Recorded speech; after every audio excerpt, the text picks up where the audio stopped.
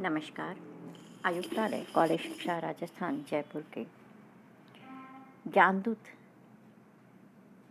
Channel पर आपका स्वागत है। आज हम जयशंकर प्रसाद द्वारा रचित कामायनी महाकाव्य के संबंध में चर्चा करेंगे। कामायनी जिसके रचनाकार हैं जयशंकर प्रसाद। जयशंकर प्रसाद छायावाद के प्रवर्तक कहे जाते हैं और कामायनी उनके द्वारा रचित आधुनिक युग का सर्वश्रेष्ठ महाकाव्य है, जिसकी रचना सन 1935 में की गई।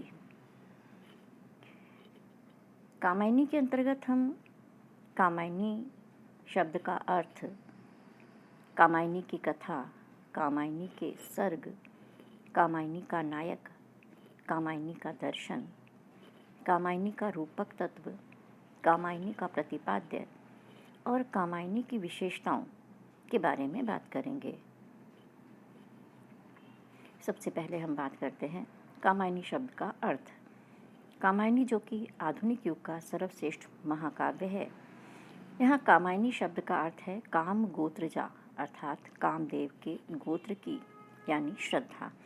यानी कि कामायनी जो शीर्षक है वह श्रद्धा पर आधारित है।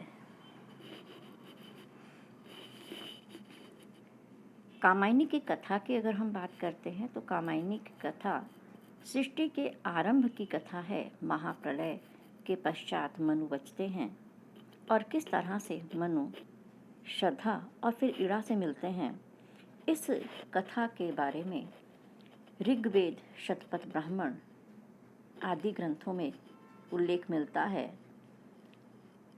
कामायनी की प्रथम पंक्तियां हैं, हिमगिरी के उतुंग शिखर पर बैठ शिला की शीतल छाह, एक पुरुष भीगे नैनों से देख रहा था प्रलय प्रवाह। कामायनी के सर्ग भी महत्वपूर्ण हैं अपने आप में। कामायनी में कुल 15 सर्ग हैं जो चिंता से आनंद तक की यात्रा कराते हैं। कामायनी का प्रथम सर्ग है चिंता, जहाँ मनु महाप्रलय के बाद चिंता में डूबे हुए दिखाई देते हैं। दूसरा सर्ग है आशा, महाप्रलय के बाद फिर से पृथ्वी दिखाई देने लगती है। उषा सुनहले तीर बरसती जयलक्ष्मी से उदित हुई, उधर पराजित काल रात्रि भी जल में अंतर्निहित हुई। इसके साथ ही प्रकृति में फिर से उल्लास दिखाई देने लगता है, फिर से आशा की किरणें दिखाई देने लगती हैं। श्रद्धा सर्ग में श्रद्धा आती है। यहाँ कवि ने श्रद्धा का सौंदर्य निरूपण किया है। श्रद्धा मनु को जीवन की ओर अग्रसर करती है। चौथा सर्ग है काम, फिर वासना और छठा सर्ग है लज्जा सर्ग। लज्जा सर्ग कामायनी की कथा को तो आगे नहीं बढ़ाता, परंतु छायावादी विशेषताओं से युक्त लज्जा सर्ग अपने आप में विशेष महत्वपूर्ण है, जहाँ कवि ने सुंदर भाषा में लज्जा का निरूपण किया है।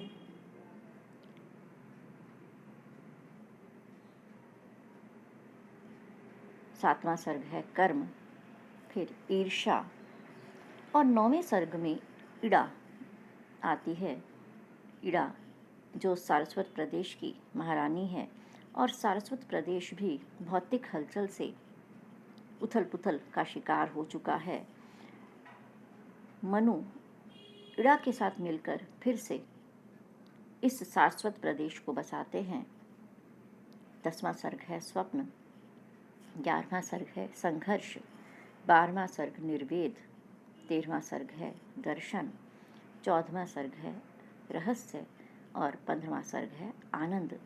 आनंद सर्ग जहाँ मनु शैवागमवादी दर्शन के अनुसार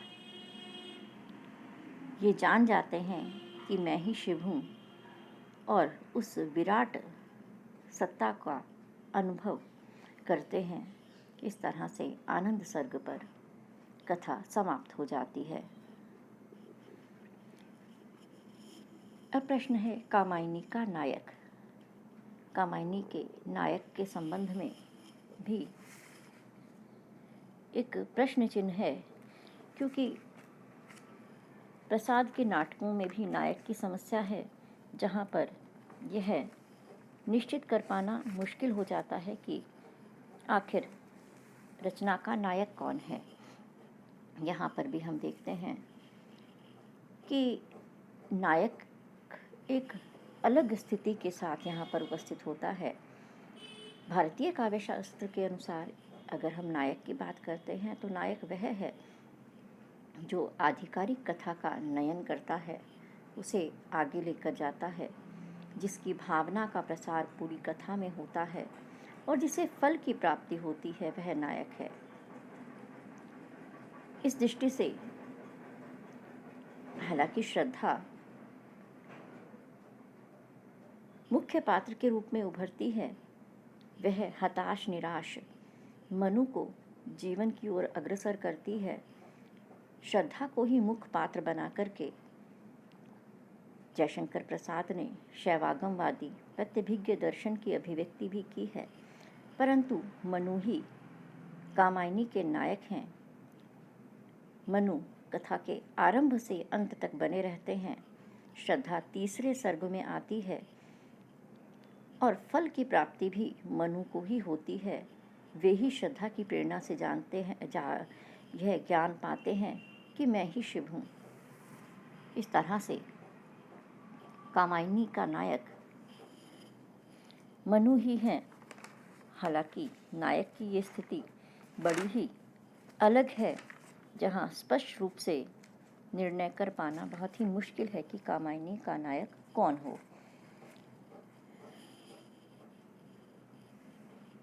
अगला महत्वपूर्ण प्रश्न है कामायनी के संबंध में। कामायनी का दर्शन, किसी भी काव्य में दर्शन की अभिव्यक्ति होती ही है। अगर हम कामायनी की बात करते हैं तो कामायनी में काश्मीरी शैव दर्शन की अभिव्यक्ति हुई है, जो प्रत्यभिज्ञ दर्शन के नाम से जाना जाता है। प्रत्यभिज्ञ शब्द प्रति प्लस अभि प्लस ज्ञ, यानी कि प्रति धन अभि धन ज्ञ से मिलकर बना है, जिसका अभिप्राय है जानना, फिर से उस मूल सत्ता को जानना। इस दर्शन का मूल वाक्य ही है मैं ही शिव हूँ। यह एक अद्वैतवादी दर्शन है। यह आनंद मूलक दर्शन है, अर्थात आनंद की यात्रा है और पशु से पशुपति बनने तक की भी यात्रा है।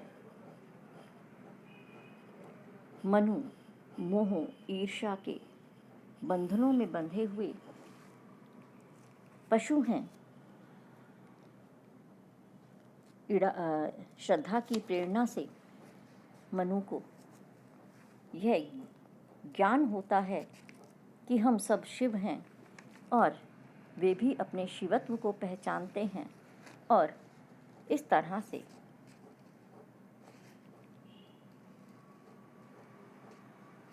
शिवत्व को प्राप्त करते हैं। शिवत्व की ये प्राप्ति ही आनंद है और यह आनंद समरसता से आता है।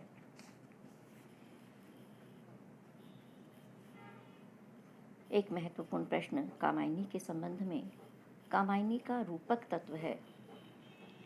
रूपक शब्द की हम बात करते हैं तो कई अर्थों में रूपक शब्द को लिया जाता है। संस्कृत में नाटक को रूपक कहते हैं। साहित्य शास्त्र में रूपक एक अलंकार है। तीसरे प्रकार का रूपक वह है जहाँ मानवीय पात्रों को भावों को पात्रों के रूप में प्रस्तुत किया जाता है। चौथे प्रकार के रूपक की हम बात करें तो जहाँ मुख्य कथा के साथ एक दूसरी कथा भी अंतः सलीला की भांति चलती है, उसे हम रूपक कहते हैं। इस दृष्टि से हम देखते हैं कि कामायनी चौथे प्रकार का रूपक है, जहाँ मनु, श्रद्धा और इड़ा के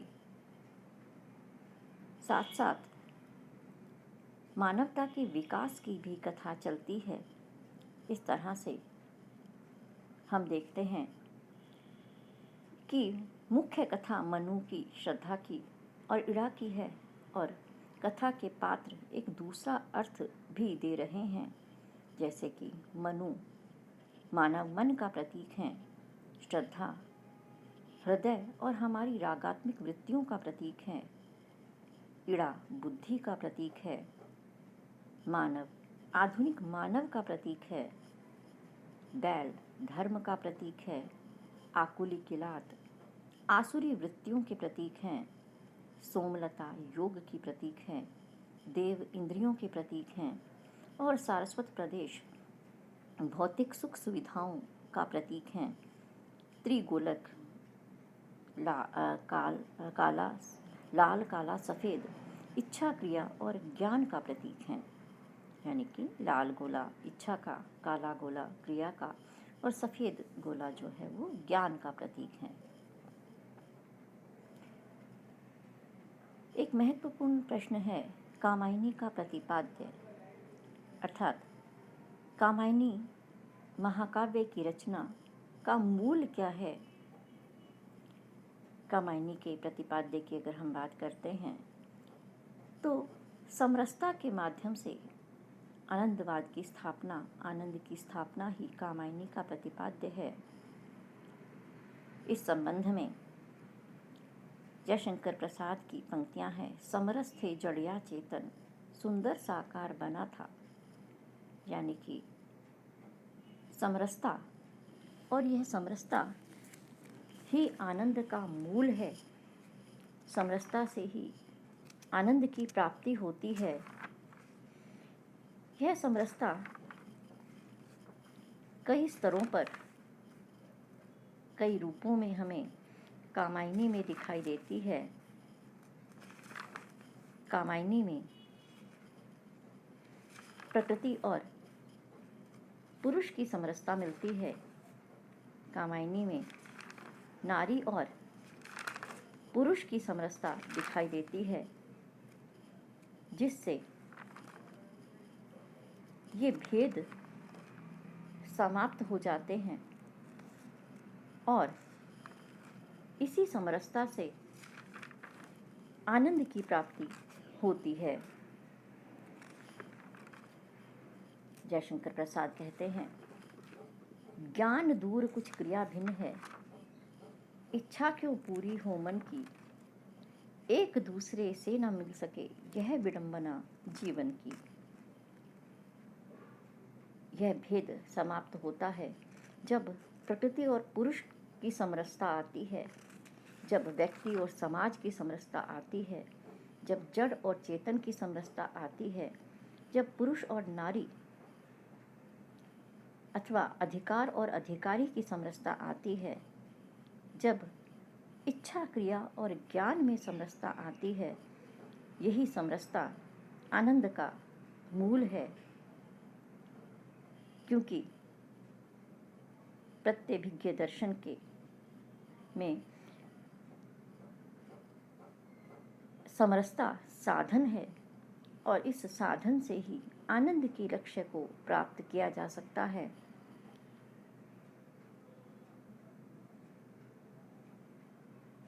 कामायनी में शिव परम सत्ता के रूप में हैं और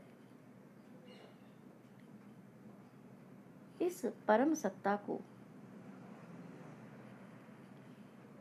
पाना, क्योंकि हम ही शिव हैं, मैं ही शिव हूँ, यह अनुभूति समरसता के माध्यम से ही संभव है। इस तरह से कामायनी का प्रतिपाद्य समरसता के माध्यम से आनंद को प्राप्त करना है। अब हम बात करते हैं कामायनी की विशेषताएं। कामायनी छायावाद का चरम उत्कर्ष यहाँ पर दिखाई देता है इसमें, और छायावाद की समस्त विशेषताएं हमें कामायनी में दिखाई देती हैं। सबसे पहली विशेषता है स्वानुभूति की अभिव्यक्ति। स्वानुभूति की अभिव्यक्ति कामायनी में हुई है। कामायनी में जयशंकर प्रसाद कहते हैं, निकल रही थी मर्म वेदना करुण विकल कहानी सी। चिंता सर्ग में वेदना मूर्त रूप में अभिव्यक्त होती है। कामायनी में कल्पना की प्रधानता है। कामायनी में तत्कालीन युगीन संघर्षों के चित्रण हुए हैं और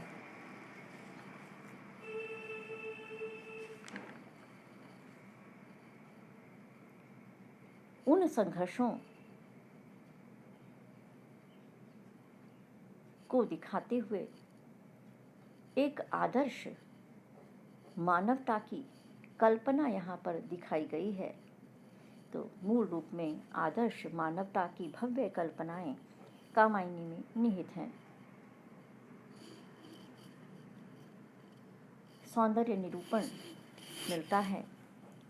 छायावादी काव्य में मानव सौंदर्य का अपरूप चित्रण है। उसमें उदात्त, अमांसल, अशरीरी, अतीन्द्रिय सौंदर्य का निरूपण मिलता है। श्रद्धा का सौंदर्य छायावादी सौंदर्य का चरम प्रतिमान है। जयशंकर प्रसाद श्रद्धा का सौंदर्य निरूपण करते हुए कहते हैं, नील परिधान बीच सुकुमार, नील परिधान बीच सुकुमार, खिल रहा मृदुल अधखुला अंग।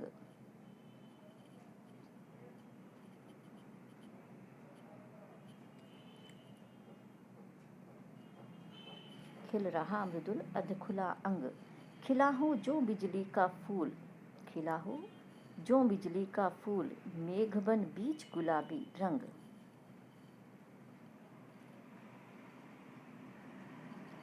प्रकृति चित्रण मिलता है।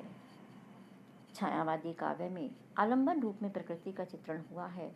मानवीकरण और चेतनीकरण किया गया है। मानव भावों की मार्मिक अभिव्यक्ति प्रकृति में हुई है। कामायनी में प्रकृति चित्रण करते हुए जयशंकर प्रसाद कहते हैं, उषा सुनहले तीर बरसती, जय लक्ष्मी सी उदित हुई, उधर पराजित काल रात्रि भी जल में अंतर्निहित हुई।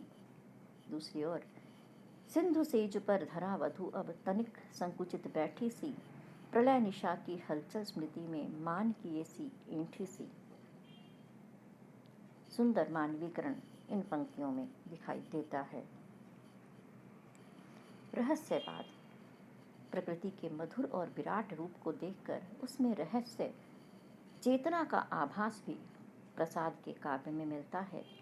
प्रलय काल में चंद्र, सूर्य, तारे, मरुत, वरुण सर्वथा उस शक्ति के सामने नगण्य हो गए थे। प्रसाद कहते हैं, हे विराट, हे विश्वदेव, तुम कुछ हो ऐसा होता भान, या मंद गंभीर धीर स्वर संयुक्त यही कर रहा सागर गान। यहाँ पर वह परम सत्ता है, उसका कुछ भान हो रहा है, ऐसी रहस्य अनुभूति यहाँ पर दिखाई देती है। छायावाद की एक प्रमुख विशेषता है लाक्षणिकता। कामायनी में भी लाक्षणिकता प्रधान है। प्रतीक योजना अत्यंत आकर्षक बन पड़ी है। कामायनी में ऐसे असंख्य प्रयोग दिखाई देते हैं। मेरे सपनों में कलरव का संसार आंख जब खोल रहा, हिल्लोल भरा हो ऋतुपति का, गोधूली की सी ममता हो, या जागरण प्रात सा हंसता हो, जिसमें मध्याह्न निरखता हो, जैसे प्रतीकात्मक लाक्षणिक प्रयोग यहाँ पर देखे जा सकते हैं।